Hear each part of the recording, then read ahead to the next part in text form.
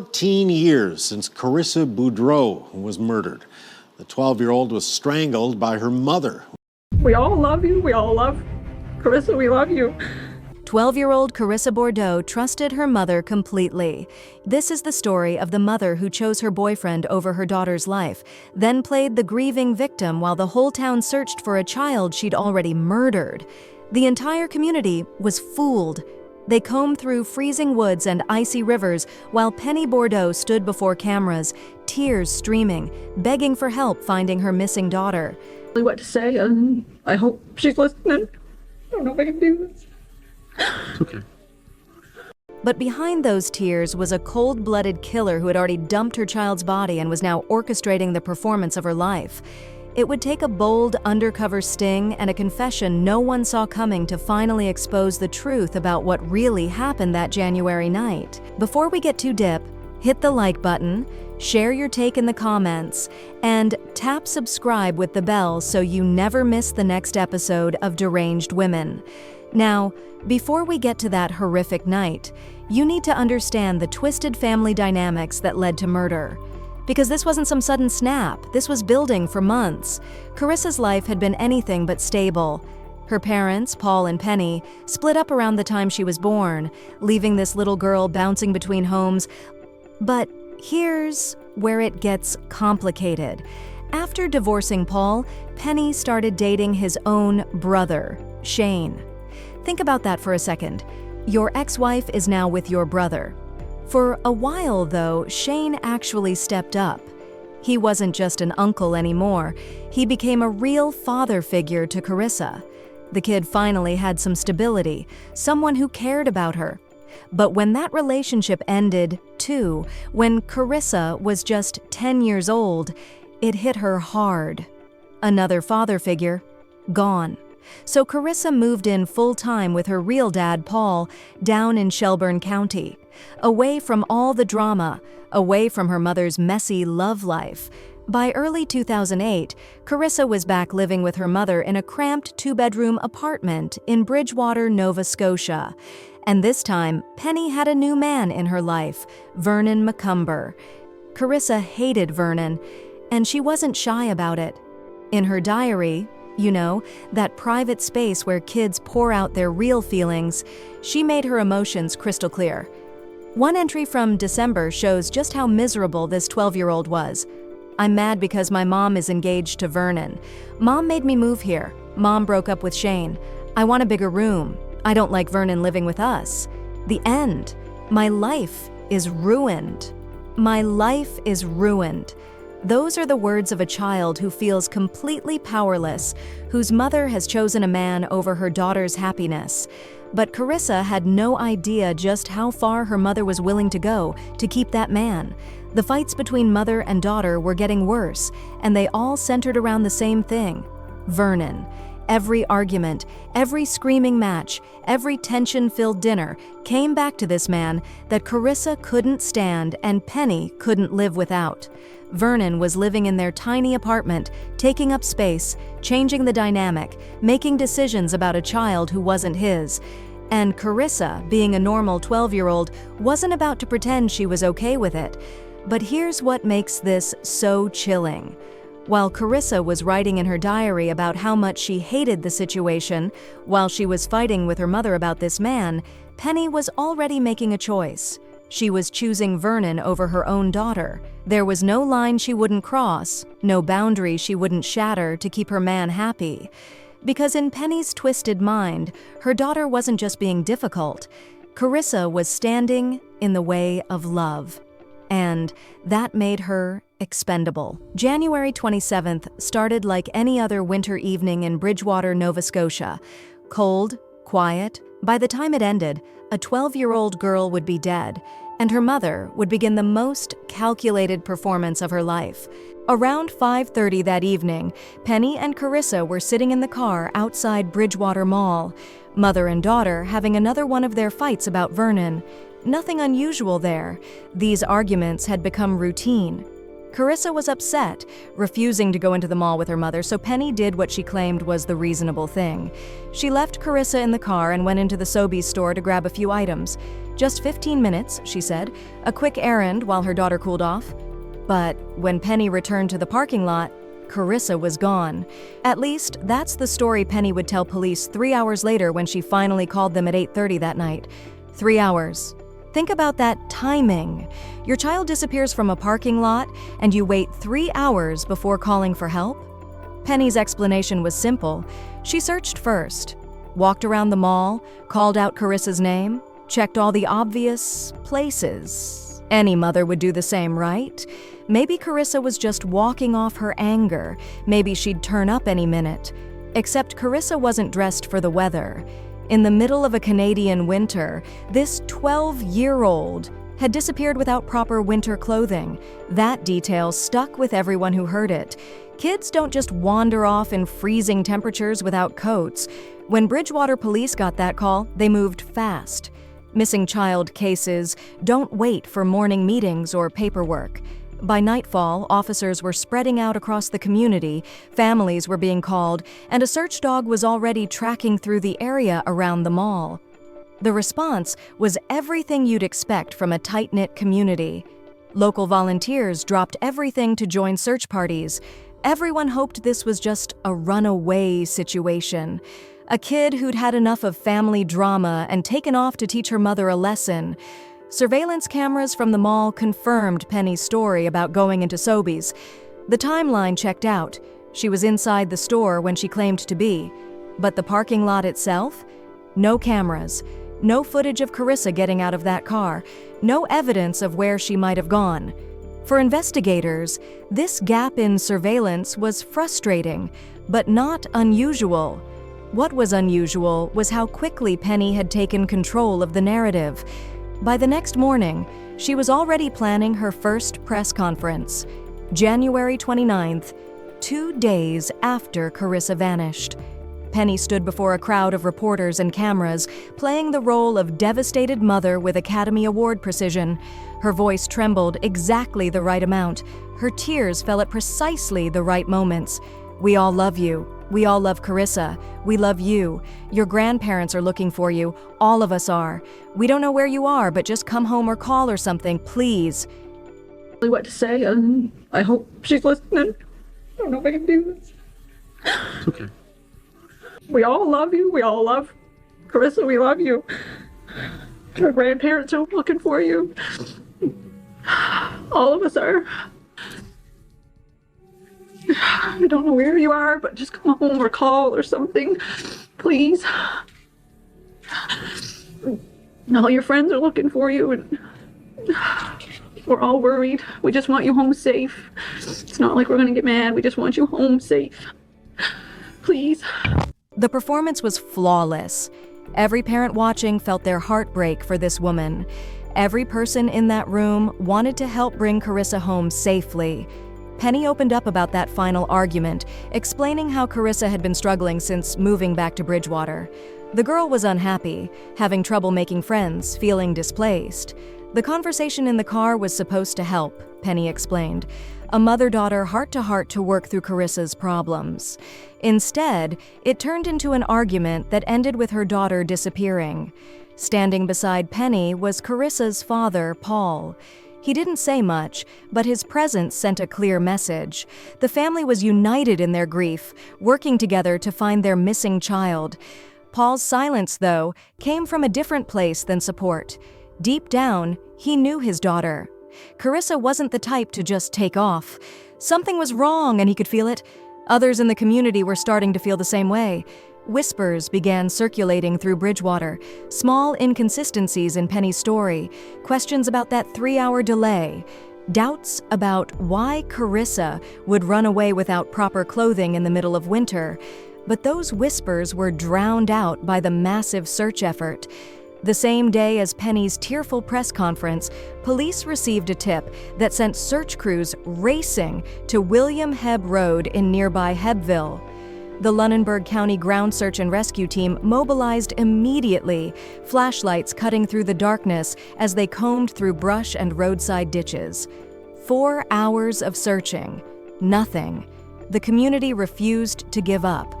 Social media became a digital search party, with Facebook groups and online forums spreading Carissa's photo across the province.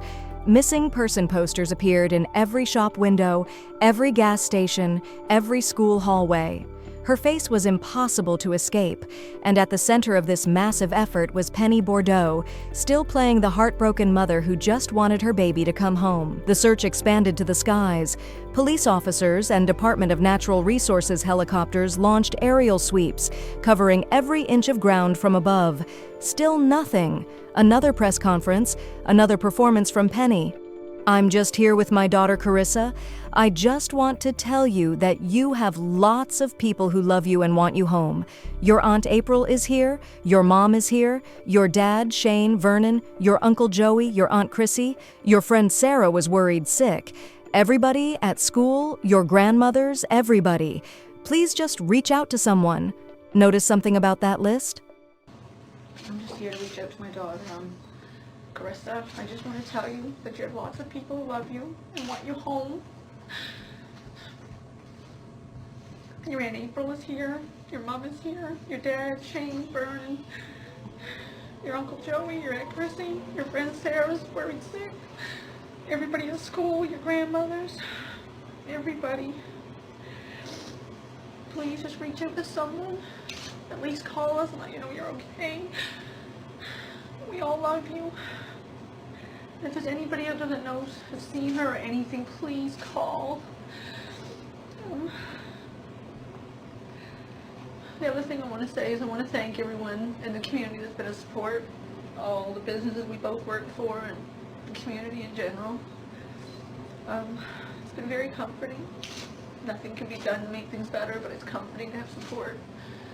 The main thing is I just want somebody to come forward. If not Carissa herself, somebody, let me know. It's hard to not know where your kid is. Vernon was right there in the middle of it.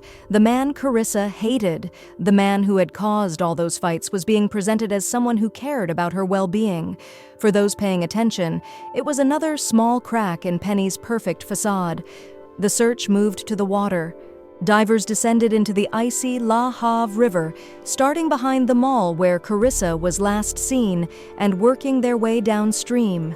The water was murky, freezing, dangerous work, but they searched anyway because a child was missing and no effort was too great. Days passed. Tips poured in from across the Maritimes. Carissa sightings at bus stops, restaurants, shopping centers. None of them real. None of them bringing her home. Then came February 9th. A man walking along the snowy banks of the La Havre River noticed something that shouldn't have been there. It was Carissa. The autopsy results would shake everyone to their core. She had been strangled. There were no signs of sexual assault, which brought some small relief. But her clothing had been disturbed, her jeans and underwear pulled down in what appeared to be staging. Someone had killed this 12-year-old girl, then tried to make it look like something else entirely. Someone had looked at Carissa's lifeless body and made calculated decisions about how to position her, how to mislead investigators. The question that haunted everyone was the same one that haunts us now. Who could do something like that to a child? The answer was closer than anyone imagined, because while the community mourned and investigators worked around the clock, the killer was still among them. Finding Carissa's body changed everything. Police made it clear from the start this wasn't some random attack. Carissa knew her killer. Someone from her world, someone she trusted, had wrapped their hands around her neck and squeezed until she stopped breathing. That announcement sent shock waves through Bridgewater. Police weren't talking, but they were listening. And what they heard a few days after Carissa's body was found changed the entire direction of their investigation. Neighbors reported hearing a massive fight coming from Penny's apartment. Screaming, yelling, the kind of argument that makes you wonder if you should call someone. The fight was between Penny and Vernon, and it was loud. Why were they fighting so viciously just days after finding Carissa's body? What could two people who were supposedly grieving together have to scream about? That fight put both Penny and Vernon squarely on the police radar. Suddenly, investigators weren't just looking at random suspects from the community, they were looking at the people closest to Carissa. Police needed evidence, and more importantly, they needed a confession. So they hatched a plan that was as brilliant as it was risky. Undercover officers began posing as members of a criminal organization. These weren't your typical cops. They were playing dangerous criminals who could make evidence disappear for the right price. Their job was to get close to Vernon, gain his trust, and see what he might reveal when he thought he was talking to fellow criminals. When Vernon finally felt comfortable enough to open up, he dropped a bombshell that no one saw coming. He didn't kill Carissa, but he suspected Penny did. Vernon's confession flipped the entire investigation. Police had been looking at him as a potential suspect, but now their prime suspect was pointing them toward someone else entirely. Someone who had been standing right in front of them the whole time, accepting their sympathy, their help, their protection. The grieving mother. Investigators immediately shifted their focus to Penny. But they couldn't just arrest her based on Vernon's suspicions. They needed her own words, her own admission of guilt. So they came up with an even more elaborate plan. New undercover officers approached Penny, but this time they weren't posing as random criminals. They were pretending to be crime bosses with the power to make evidence disappear forever. All they needed was the truth about what really happened to Carissa, and they could ensure Penny never faced consequences for it. For someone who had been living with the secret of murdering her own daughter, the offer must have seemed like a gift from heaven. Finally, a way out. So Penny started talking. What came out of Penny's mouth during that undercover operation will haunt you forever. Because the woman who had spent weeks crying on television, begging for her daughter's safe return, began laying out the details of Carissa's murder like she was discussing the weather. The night didn't start at the mall. That was just part of Penny's cover story. The real plan began much earlier, and it was far more calculated than anyone imagined. Penny drove to a grocery store first, with Carissa sitting right beside her in the passenger seat. The 12-year-old had no idea what was coming. She was probably thinking about the argument they'd had, maybe wondering if her mother was still angry, maybe hoping they could work things out. While Carissa sat there, trusting and unsuspecting, Penny pulled out her phone and made a call to Vernon. But this wasn't a normal check-in call. This was Penny setting up her alibi, creating the foundation for the lie she was about to tell the world. She told Vernon that Carissa had gone missing. Right there, with her daughter sitting 3 feet away, very much alive, Penny was already reporting her as missing. She was setting the stage for what was about to happen, creating a timeline that would make her look like a victim instead of a killer. From the grocery store, Penny drove to an isolated road. She told Carissa to get out of the car. Maybe Carissa was confused. Maybe she asked why they were stopping in the middle of nowhere. Maybe she was still trying to understand what was happening when her mother came around the car toward her. That's when Penny snapped. She tackled her own daughter to the ground, pinning down this 12-year-old who was probably still trying to figure out why her mother was attacking her. Penny had brought rope with her, twine that she wrapped around Carissa's neck while the child struggled beneath her. And that's when Carissa said the words that should have stopped any mother in her tracks. Words that should have made Penny realize what she was doing and pull away in horror. "Mommy, don't!" 2 words. A child's desperate plea to the person who was supposed to protect her above everyone else in the world. A daughter begging her mother to stop killing her. But Penny didn't stop. She kept that rope tight around Carissa's neck until her daughter stopped breathing, stopped moving, stopped being.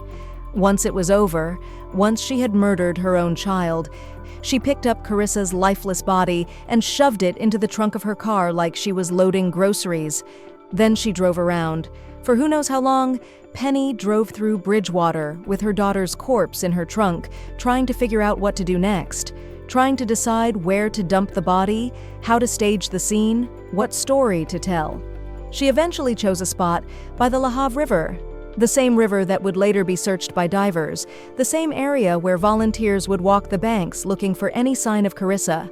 Penny rolled her daughter's body down an embankment and drove away like nothing had happened.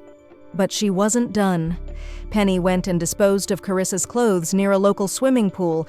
When Penny described all of this to the undercover officers, she was almost casual about it. Sometimes she was even jovial, actually reenacting parts of what she had done. A mother describing how she murdered her child with the same tone you'd use to talk about your commute to work. But when investigators asked the question everyone wanted answered, "Why?" Penny's response was as twisted as everything else about this case. She blamed Vernon. According to Penny, he had given her an ultimatum. Choose him or choose Carissa. She couldn't have both. So she chose him. The idea of losing her boyfriend was apparently more painful than the idea of killing her own daughter. In Penny's warped mind, Carissa wasn't a person with her own right to exist. She was an obstacle standing between Penny and the man she wanted. When police brought Vernon back in for questioning after Penny's confession, he denied ever giving such an ultimatum. What he admitted was asking Penny to do something about the constant fighting between mother and daughter. He came home to screaming matches, arguments that were making life miserable for everyone in that tiny apartment. Carissa's diary entries had made it clear she was miserable. The fights were constant. The tension was unbearable, but instead of finding a solution that protected her daughter, like letting Carissa live with her father full-time, Penny found a solution that protected her relationship. She killed the problem, literally. On June 14th, police arrived at Penny Bordeaux's door with handcuffs and a first-degree murder charge. The woman who'd fooled an entire community, who had accepted their hugs and sympathy while knowing exactly where her daughter's body lay, was finally under arrest. The news hit Bridgewater like a bomb going off. People couldn't process it. The mother they had searched alongside, prayed with, comforted during press conferences, she was the killer. Paul Bordeaux was shattered. He had stood next to this woman during interviews. He had trusted her completely, believed in her grief, searched right alongside her for their missing daughter. The betrayal cut deeper than the loss itself, if that was even possible. 2 days later, Penny made her first court appearance. Gone was the composed woman from the press conferences. She clutched tissues, trembling and sobbing, unable to even speak as the murder charge was read aloud. The courtroom sat in stunned silence while outside, crowds gathered yelling, "Child killer," as she was led away in handcuffs. When the case finally went to court, Penny struck a deal. She pleaded guilty to second-degree murder to avoid a trial that would have laid out every horrific detail of what she did to Carissa. Dressed in black, she cried throughout the hearing, but her tears meant nothing to the people who mattered most. Paul delivered a victim impact statement that gutted everyone in that courtroom. She had many options. There was many people around her that would have gladly, had I known this was going to happen, I would never ever let her go back. But I mean, what parent's going to try to, say, no, you can't go back and see your mother? Chris and I always had a special bond. I mean, and I feel bad because I have things folded out, because my brother loved her just as much and spent more time than I did with her. I mean, he basically, if I wasn't there, he was there by her side. So, I mean, he's kind of got left on the wayside, but I mean, he was just as much of a father to her as I was. Well, you know what's made me strong? Is spending time with the kids around me, around the community and that stuff. And I mean, them little kids, the children were devastated. And how many children at that age have a best friend that's brutally murdered? You hear your friend's name across the TV, every day, constantly, when it all first happened, about your best friend or somebody you knew. Children do not go through that very often. And from my working with the children and that stuff and talking to them, that helped me through it. He spoke about dreams that would never be fulfilled, about a daughter's laughter that had been silenced forever, about the happiness that Penny had stolen from their family. But it was the judge who delivered the words that really mattered. Justice Margaret Stewart looked directly at Penny and said something that should follow her for the rest of her miserable life. "You can never call yourself a mother. Life in prison. No chance of parole for 20 years. It was justice, but it could never bring back the child whose only crime was being inconvenient to her mother's love life. Paul left that courtroom broken and furious. He called Penny's tears fake, questioned why she didn't just let Carissa come live with him instead of murdering her. She had many options, he said. Had I known this was going to happen, I would never ever let her go back. But I mean, what parent's going to try to, say, no, you can't go back and see your mother? I would never have let her go back if I had known this would happen. What parent is going to say, no, you can't go see your mother? That question haunts everyone who knew this family. How many signs were there? How many times did Carissa try to tell people she was unhappy, that she didn't want to live with Vernon? That her mother was choosing a man over her own daughter? Vernon himself was destroyed by what happened.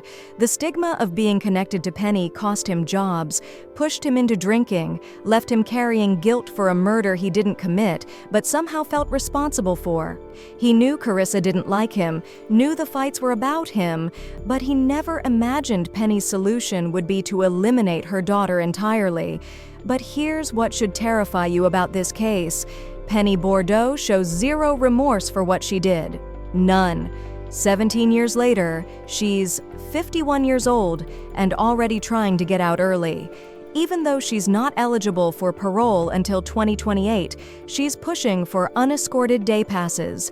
She wants freedom while Carissa remains dead in the ground. Officials have issued warnings about Penny that should make your blood run cold. They say if she ever thought someone was standing in the way of love again, she might just kill again. This woman learned nothing from murdering her own child. In her mind, she's the victim here. She's the one who deserves sympathy, who deserves a second chance. But Carissa doesn't get a second chance. She doesn't get to grow up, graduate high school, fall in love, have children of her own. She doesn't get to become the woman she was meant to be because her mother decided a boyfriend was more important than her daughter's life. The saddest part? Penny Bordeaux proved that a mother's love isn't guaranteed, and that the person who should protect you above all others might be the very person planning your destruction. Carissa deserved better. She deserved a mother who would fight the world to keep her safe, not a mother who would murder her to keep a man happy. And somewhere in a Canadian prison, the woman who killed her own daughter is still trying to convince people she deserves freedom. Some monsters wear the face of motherhood. Some killers hide behind tears and sympathy. And some women will destroy everything, including their own children, rather than risk losing the man they think they love. Penny Bordeaux is all three. Remember, danger can wear a friendly face. Stay aware, look out for others, and reach out if you need help. See you in the next case on Deranged Women. Thanks for watching.